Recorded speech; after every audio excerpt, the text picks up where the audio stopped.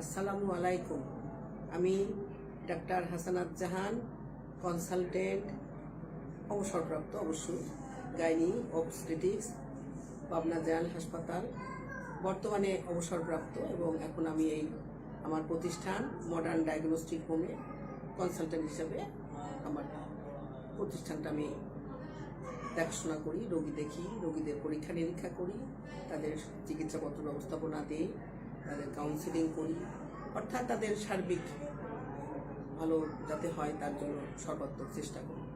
তো আমার এই মডার্ন ডায়াগনস্টিক হোম একটা প্রতিষ্ঠান যেখানে আমি অনেক দিন ধরে, আমি বিগত 40 বছর ধরে এই চিকিৎসা পেশার সঙ্গে, এই গাইনি অবস্টেটিক্স মানে স্ত্রীরোগ এবং প্রসূতিবিদ্যা চিকিৎসার সঙ্গে জড়িত আছি। আমি সদর হাসপাতালে, পাবনা জেনারেল হাসপাতালে প্রায় 30 বছর আমি চাকরি করেছি। আর এখন আমি অবসর জীবনে এখন আমার এই প্রতিষ্ঠানে, ব্যক্তিগত প্রতিষ্ঠানে আমি এখন চিকিৎসা সেবা দিই রোগীদের। আমি তো এখানে সকালেও রোগী দেখি, তো এখন আমি অবসরপ্রাপ্ত, কোনো চাকরি নাই, সেই জন্য আমি এখন সকালেও রোগী দেখি এবং বিকালেও রোগী দেখি, অর্থাৎ রোগীরা যতক্ষণ থাকে আমি চেষ্টা করি। আর আমি আজকে আপনাদের এই যারা সম্মানিত দর্শক শ্রোতা যারা দেখছেন, এই ভিডিও দেখছেন, তাদের উদ্দেশ্যে আমি বন্ধ্যাত্ব নিয়ে একটু সামান্য কিছু কথা বলবো। বন্ধ্যাত্ব বা ইনফার্টিলিটি, যা কিনা আমি মনে করি যে এটা, আমি একজন চিকিৎসক হিসাবে আমার কিছু সামাজিক দায়বদ্ধতা আছে, সেখান থেকে মনে করি যে কিছু আপনাদের কিছু তথ্য দিব, যে তথ্য আপনাদের এই চিকিৎসার জন্য বা ডাক্তারের কাছে এসে কী করবেন না করবেন, বা কেউ কখন আসা উচিত, কিভাবে আসা উচিত, কী প্রস্তুতি নিয়ে আসা উচিত, সেটা আপনাদের কিছুটা সহায়তা দিবে। এই আশা নিয়ে আমি আপনাদের কাছে কিছু সাধারণ তথ্য তুলে ধরব। যেমন ধরেন, বন্ধ্যাত্ব বা ইনফার্টিলিটি একটা অবশ্যই একটা, মানে কি বলবো, এখন যতদিন যাচ্ছে আমরা দেখছি, আমি এই যে আমার মানে চিকিৎসা সেবা দিতে যে লক্ষ্য করছি, অনেক রোগীরা এখন আসে আমার কাছে এই বন্ধ্যাত্ব সমস্যা নিয়ে।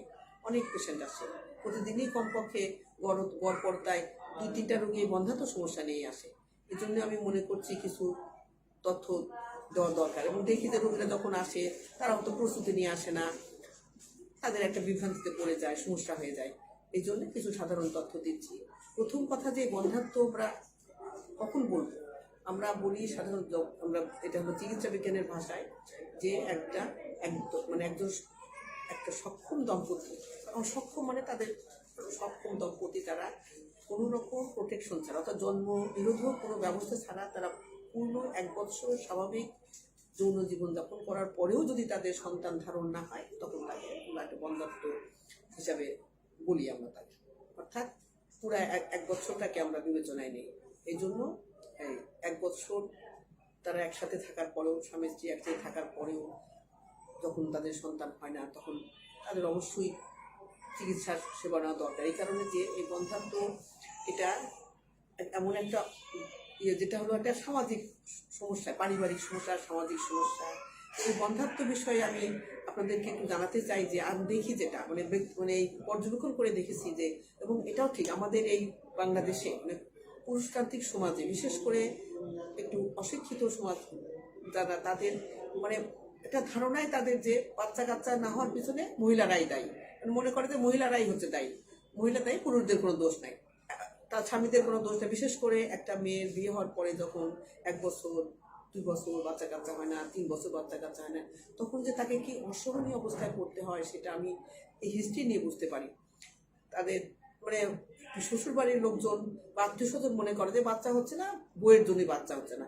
অনেক সময় এমনও হয় মানে যে বউ তালাক দাও আর একটা বিয়ে করো, তাহলেই করো, এরকম একটা মানে মেয়েটার যে কি কষ্ট হয়, তখন তার মানসিক কষ্ট, একে তো তার বাচ্চা হচ্ছে না, এটা তার জন্য একটা ভীষণ পীড়াদায়ক। কারণ প্রতিটা মাই তো চায় যে আসলে তার সন্তান হোক, এটা প্রতিটা মেয়ের একটা একদম জন্মগত অধিকার এবং কামনা তার। তখন যখন বাচ্চা হচ্ছে না, এক্ষেত্রে তো সে মানসিক ভাবে পীড়াগ্রস্ত। তারপরে যখন শ্বশুর বাড়ির লোক, আত্মীয় স্বজন গঞ্জনা দেয়, এমনকি স্বামীও গঞ্জনা দেয়, তাকে অত্যাচার করে, তাকে মানসিক পীড়া দেয়, তখন সে খুবই অসহায় অবস্থা হয়ে যায়। এবং অনেক সময় দেখা যায় যে তারপরে হয়তো চিকিৎসা করে না, তখন রোগীর বাবা বাধ্য হয়ে মেয়ের কান্নাকাটি দেখে বাবার নিয়ে আসে দেখানোর জন্য।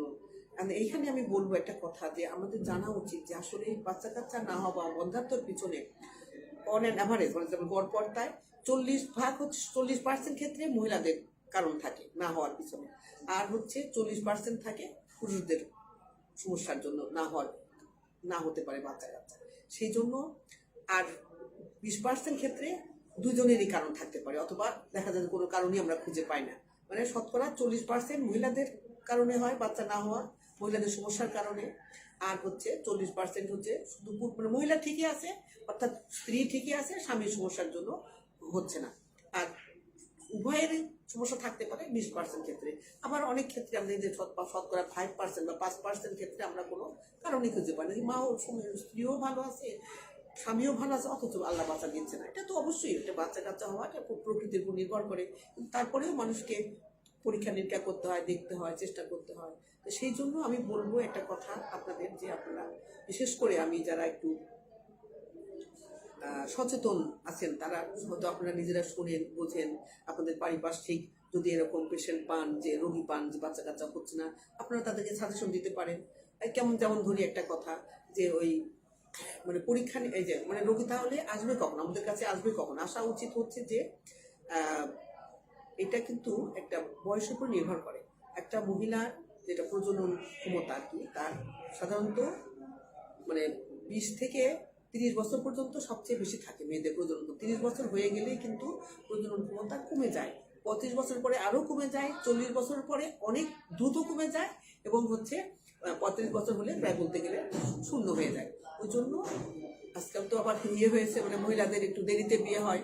যদি একটা একটা অল্প বয়স্ক মেয়ে ধরেন অল্প বয়সে বিয়ে হলো, বিয়ের পরে আজকাল তো অনেক সময় হয়, অনেকের বাল্য বিবাহ হয়, বিয়ের পরে আপনার 5-6 বছর গেল, তার বয়স হয়তো এখন 20 বছর চলতেছে, এই 4 বছর বিয়ে হলো, বাচ্চা কাচ্চা হচ্ছে না, এইসব রোগীদের আসবে তারা। কিন্তু আমরা কিন্তু ডাক্তাররা আসলেই যে তাদেরকে অনেক কিছু পরীক্ষা নিরীক্ষা দিতে না, আমরা আসলে পরে তাদেরকে আগে ভালোভাবে শুনি, তার ইতিহাস শুনি, যে বাচ্চা কাচ্চা হচ্ছে না, কতদিন বিয়ে হয়েছে, তার কেন বাচ্চা হচ্ছে না, তারা একসাথে থাকে কিনা। তাদের অনেক সময় তাদের ধারণাই থাকে না, যে আসলে ছোট মানুষ তো অতটা বুঝেও না অনেক কিছু।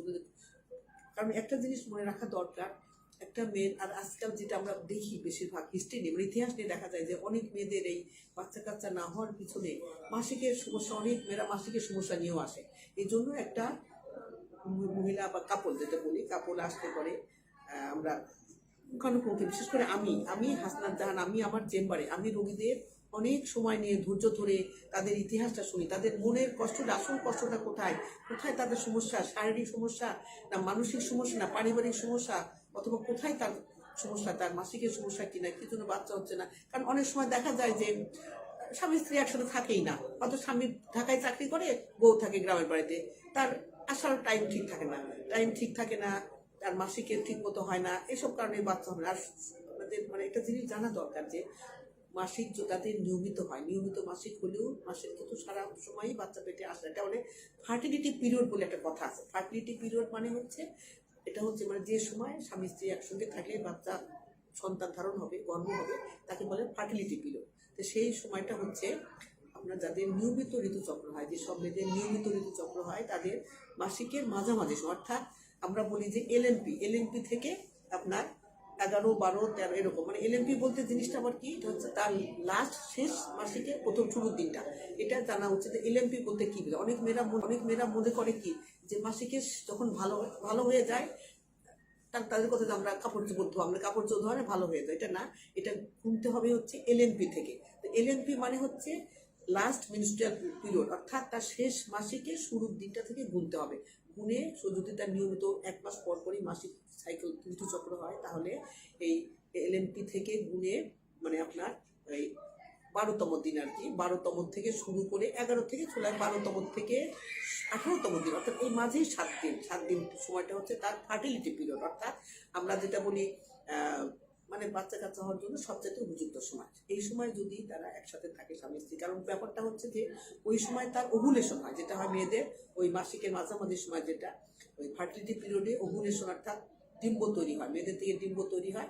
সেটা যদি ওই সময় যে স্বামী স্ত্রী একসঙ্গে তারা থাকে, তাহলে সন্তান ধারণ সম্ভাবনা অনেক বেশি। তা না করে যদি দেখেন স্বামী হয়তো মাসের শেষের দিকে আসলো বা একদম প্রথম দিকে আসলো, অথবা যদি সেই মাসিক ভালো হয় তারপরে সে 10 দিন পরে গুনে, তাহলে হবে না। গুনতে হবে হচ্ছে এলএমপি থেকে, এটা একটু মনে রাখতে হবে, এলএমপি থেকে গুনতে হবে।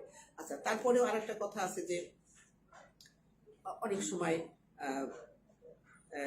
ইয়েতে হয় যেটা, যে আজকাল যেটা বেশি দেখা যায় যে স্বামী বিদেশ থেকে আসছে, বিদেশ থেকে এসে মানে হয়তো 2 মাস থাকলো, তারপরে বাচ্চা কাচ্চা হচ্ছে না, তারা খুব উদ্গ্রীব হয়ে আমাদের কাছে আসে, যেন 1 মাস সময় আছে, আমাদের তাড়াতাড়ি বাচ্চার দরকার, আপনি ব্যবস্থা করেন। এটা তো আসলে বাচ্চা কাচ্চা হওয়াটা তো একটা সময় সাপেক্ষ ব্যাপার, টাইম দিতে হয়, ধৈর্য থাকতে হয়, এগুলা ধৈর্যের বিষয় আছে। মূলত আমি যেটা বলবো যে এই বয়স বেশি, যদি বেশি বয়স হয়ে যায়, এইসব ছোট অল্প বয়স হলে আমরা তাদেরকে প্রথমে কাউন্সিলিং করে ছোট হালকা কিছু পরীক্ষা নিরীক্ষা দিয়েই। কিন্তু যদি বয়স বেশি হয়, একটা মহিলার যদি দেরিতে বিয়ে হয়, ধরেন যদি 30 বছরের পরে তার বিয়ে হলো 30 বছর বা 32 মানে 35 বছরের কাছে বিয়ে হলো, সেই ক্ষেত্রে আর এত দেরি করা যাবে না। তাকে খুব বেশি হলে 6 মাস তারা চেষ্টা করতে পারে, তারপরে 6 মাস মধ্যে না হলে তাদের ডাক্তারের কাছে আসা উচিত।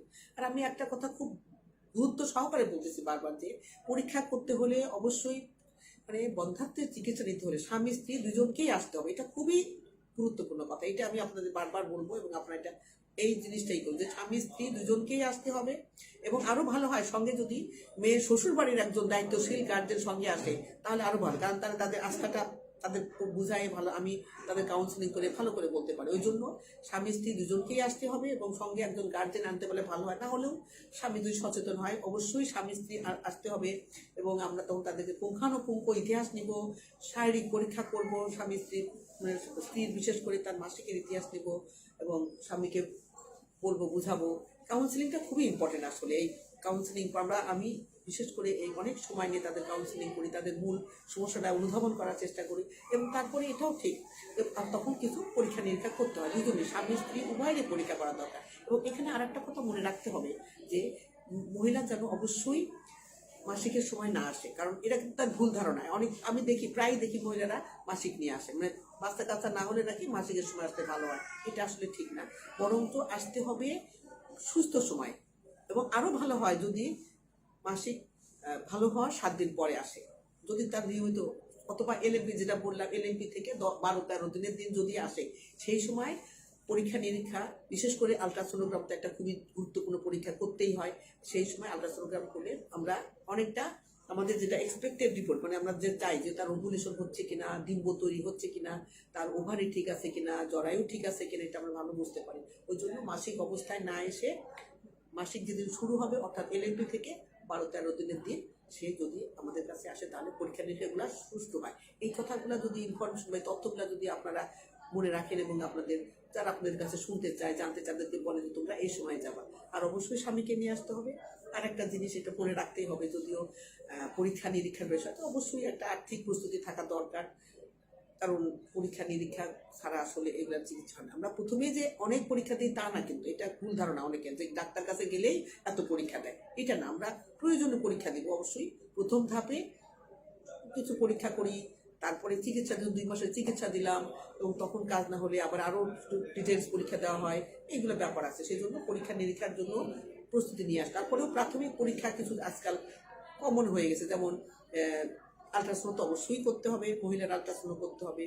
আর হচ্ছে আপনার সিবিসি, রক্তের বেশ কয়েকটা পরীক্ষা, সিবিসি পরীক্ষা, তার আর আমরা কারণ খুঁজে বের, আমরা প্রথমে এই পরীক্ষাগুলো করতে হয়। প্রথমে তো তার ইতিহাস নিব আমরা, মাসিকের ইতিহাস, স্বামীর ইতিহাস, তারা একসাথে থাকে কিনা, তাদের শারীরিক সমস্যা কোনো আছে কিনা, মেলামেশা করতে গেলে ইতিহাস নেওয়ার পরে আমরা পরীক্ষা নিরীক্ষা দিই। সেই ক্ষেত্রে মহিলার আলট্রাসাউন্ড, রক্ত পরীক্ষা, পেশাব পরীক্ষা, তার ডায়াবেটিস আছে কিনা, তার তার হচ্ছে যা ডায়াবেটিসটা একটা খুবই গুরুত্বপূর্ণ পরীক্ষা, ডায়াবেটিস আছে কিনা, তার হরমোনের কোনো সমস্যা আছে কিনা, এটা দেখতেই হয়। হরমোন পরীক্ষাটা আজকাল খুব কমন হয়ে গেছে, এবং করতে হয় এটা, কারণ হরমোন সমস্যা এত কমন হয়ে গেছে এখন যে হরমোন পরীক্ষা ছাড়া হয় না। হরমোন পরীক্ষা করতে হয়। তারপরে আপনার হচ্ছে স্বামীর যেটা সবচেয়ে ইম্পর্টেন্ট পরীক্ষা, যেটা সিমেন পরীক্ষা, যেটা সিমেন অ্যানালাইসিস, এটা করতেই হয়, না করলে কিন্তু চিকিৎসা, পরীক্ষা নিরীক্ষাও কমপ্লিট হবে না, চিকিৎসাও কমপ্লিট হবে না, করতেই হবে এটা। আর মানুষের তো এখন আসলে অত সময় নেই, মানুষ ব্যস্ত, কর্মজীবী মানুষ, একজন ডাক্তারের কাছে সে বারবার আসবে, এটা তার জন্য একটা সমস্যাজনক। এবং এজন্য আমরা মনে করি যে এখন অন্তত প্রাথমিকভাবে যে পরীক্ষাগুলো আমাদের চেম্বারে হয়, এখানে হয় বা আমরা করি, তার জন্য একটা বেশ একটু আর্থিক প্রস্তুতি নিয়ে আসা উচিত, যেন স্বামী স্ত্রী উভয়ই পরীক্ষা নিরীক্ষা করতে পারে। এবং পরীক্ষা নিরীক্ষা করার পরে আমরা হয়তো 2 মাস 3 মাসের জন্য একটা চিকিৎসা দিই, কারণটা খুঁজে বের করি, চিকিৎসা দিই, সান্ত্বনা দিই, আশা ভরসা দিতে হয়, সন্তানদেরকে বলতে হয়, এবং তারপরে আবার ফলো আপ করতে আসতে বলি। এরকম দেখা যায় যে তারা হয়তো আবার আসে। তো আল্লাহর রহমে ইনশাল্লাহ অনেক রোগীরা এসে বলে যে আপা আপনার ওই আমার অমুক বোন বা এই বোন আপনার কাছে চিকিৎসা করে বাচ্চা হয়েছে, ওই জন্য আপনার কাছে আসছি। যাই হোক, সেটা বলে তারা। তারপরেও আল্লাহর রহমে ইনশাল্লাহ আমাদের এখানে এসে অনেক রোগীরই বাচ্চা কাচ্চা হয়েছে। সেটা পার্সেন্টেজ বলা যাবে না, অনেক রোগীর বাচ্চা কাচ্চা হয়েছে। যাই হোক, আমি যেটা বলবো আপনাদের যে আপনারা এইটুকু করবেন যে তাদেরকে একটু কাউন্সিলিং করে, যে তোমরা ডাক্তারের কাছে যাও, এবং যে স্বামীকে সহজে আসতে হবে, এটাই তারা বুঝতে চায়। এটাই পরিবারের লোকজনকে বোঝাতে হবে যে স্বামী স্ত্রী দুজনকেই পরীক্ষা নিরীক্ষা করা উচিত, যে কারোর জন্য বাচ্চা হচ্ছে না। আমরা যদি সেটা বুঝে তাকে সঠিক চিকিৎসা দিতে পারি, তাহলে তার ভোগান্তি কম হবে, সময় বাঁচবে। এটা উচিত তার জন্য করা। আর একটু প্রস্তুতি নিয়ে আসতে হবে, আর্থিক প্রস্তুতি নিয়ে আসতে হবে, কারণ এইসব সাধারণ পরীক্ষাগুলো আজকাল যেগুলো আমরা করি তাতেও বেশ একটু খরচ লাগে অনেক, কারণ পরীক্ষা নিরীক্ষা এখন একটু ব্যয় সাপেক্ষ হয়ে গেছে, এটা বুঝতে হবে। বেশ টাকা পয়সা আর্থিক প্রস্তুতি নিয়ে আসতে হবে। এবং এবং ওই যে একটা কথা যেটা বললাম, যে ভালো হয় সবচেয়ে এলএমপি থেকে গুণে মাসিকের শুরুর দিন থেকে গুণে 12-13তম দিনের দিকে আসলে পরে পরীক্ষা নিরীক্ষাগুলো ভালো হয়, এবং আমরা অনেকটা ভালো রিপোর্ট, মানে আমাদের সন্তোষ, মানে রিপোর্ট আমরা যেটা চাই, দেখতে চাই, তার সেগুলো আমরা পেতে পারি, এবং তার জন্য এটা অনেক ভালো হয়। তারপরে আরেকটা জিনিস, তো এটা যতই আমরা যা কিছু বলি, এটা তো আল্লাহ তাআলার দান সন্তান, এবং আমরা কেউই কোনো ডাক্তারই আমরা গ্যারান্টি দিয়ে বলতে পারি না যে আমি চিকিৎসা দিলাম তোমার বাচ্চা হবে, এটা বলা যায়। আমরা শুধু বলতে পারি যে তোমার এই সমস্যা, তার চিকিৎসা দিলাম, বা তোমার কোনো সমস্যা নাই, চিকিৎসা নাও, ধৈর্য ধরো। এবং অবশ্যই ধৈর্য, এটা একটা ইনফার্টিলিটি বা বন্ধাত্ব চিকিৎসা ধৈর্য সাপেক্ষ চিকিৎসা। একবার চিকিৎসা করলেই যে বাচ্চা পেটে আসবে, ওইটাই যে আপনারা একটু মানে আসতে হবে, স্বামী স্ত্রী উভয়কে আসতে হবে, এবং তাদের একটা মানসিক প্রস্তুতি, শারীরিক প্রস্তুতি বলতে ওইটাই বোঝায় যে এখানে এসে স্বামী স্ত্রী পরীক্ষা নিরীক্ষা করতে হলে, বিশেষ করে স্বামীর সিমেন্ট পরীক্ষা করতে হলে আমাদের এখানে সব ব্যবস্থা আছে। সেখানে স্বামী স্ত্রী একসঙ্গে থেকে আমাদের পরীক্ষার ব্যবস্থা আছে, সেগুলো করার জন্য শারীরিক মানসিক প্রস্তুতি নিয়ে আসতে হবে, এবং আর্থিক প্রস্তুতি নিয়ে আসতে হবে। আর সবচেয়ে বড় কথা যেটা ধৈর্যটা অনেক বড়। ধৈর্য ধরে চিকিৎসা করতে হবে, একবার হলেই যে হবে তা না, একবার 2বার 3বার অনেক সময় আসতে হয়, বা তারপরেও ধৈর্য ধরতে হবে, ধৈর্য ধরে চিকিৎসা করতে হবে, এবং ফলো আপে থাকতে হবে। তারপরে আমরা যখন বুঝবো যে না আমাদের দ্বারা হচ্ছে না, তখন আরও ব্যবস্থা নিতে হবে, তখন আমরা বলবো যে না ঠিক আছে, এটা সম্ভব না, আপনাদের আরও এর পরবর্তী পদক্ষেপ, যেমন ধর ল্যাপারোস্কোপি একটা বিষয় আছে, সেটার জন্য বড় জায়গায় যেতে হবে, সেটা সাধারণত আমরা বলে থাকি। যাই হোক, এই বন্ধাত্ব অবশ্যই একটা খুবই একজন মহিলার বা দাম্পত্য জীবনের বা একজন দম্পতির একটা অনেক কষ্টসাধ্য অবস্থা, এবং সবাই চায় যে একটা চিকিৎসার মাধ্যমে হোক, একটা সুন্দর সুস্থ সন্তানের জন্ম হোক, এটা সবাই চায়। আমরাও আসি, আমাদের আপ্রাণ চেষ্টা করি, আমি বা আমরা প্রতিষ্ঠানের সবাই, যে এই ধরনের পেশেন্ট আসলে আমরা তাদের কাউন্সিলিং করে, তাদের সঠিক উপদেশ দিয়ে, সুব্যবস্থা দিয়ে, যেন তাদের একটা সে যেন তারা হাসি মুখে বলতে পারে যে আপা আমার পজিটিভ আসছে, তখন যে আমাদের কত ভালো লাগে, সেটা মানে ভাষায় প্রকাশ করার নাই। যাই হোক, আপনাদের সবার সুস্বাস্থ্য কামনা করি, এবং এই ধৈর্য ধরে যে এতক্ষণ আমার এই কথা শুনলেন, তার জন্য সবাইকে ধন্যবাদ দিয়ে আবার আপনাদের অনেক শুভেচ্ছা জানিয়ে শেষ করছি। আল্লাহ হাফিজ।